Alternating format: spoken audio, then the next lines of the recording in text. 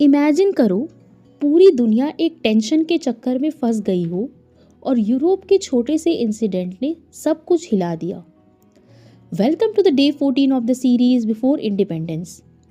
1914 का साल था। यूरोप ऑलरेडी टेंशन में था। कंट्रीज के बीच पावर की रेस, कॉलोनीज का कंपटीशन और सीक्रेट अलायंसेस। और फिर एक दिन सब कुछ एक्सप्लॉइड हो गया। ऑस्ट्रिया हंगरी के crown prince archduke Franz Ferdinand और उनकी वाइफ का असैसिनेशन कर दिया गया। ये सिर्फ एक मर्डर नहीं था, ये डोमिनो इफेक्ट था।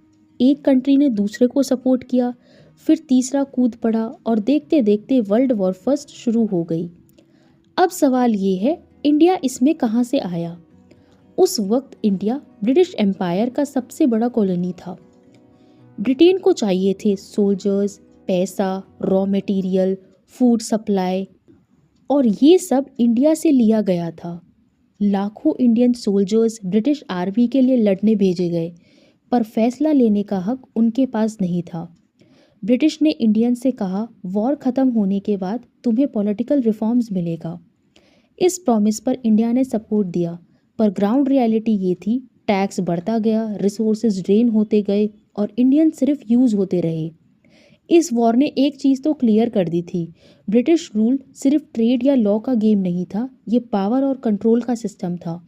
और इंडियंस पहली बार ये चीज़ मास लेवल पर समझने लगे। वर्ल्ड वॉर ने ब्रिटिश अथॉरिटी को भी वीकन कर दिया। वर्ल्ड वॉर 1 28 जुलाई 1914 से 11 नवंबर 1918 तक चली थी और इंडिया में एक्सपेक्टेशन डेंजरस लेवल तक बढ़ गई थी।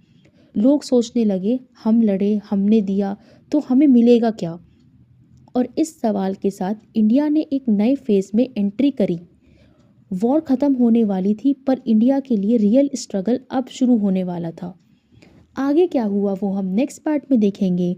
Till then wait for the next part and please do subscribe my YouTube channel important facts.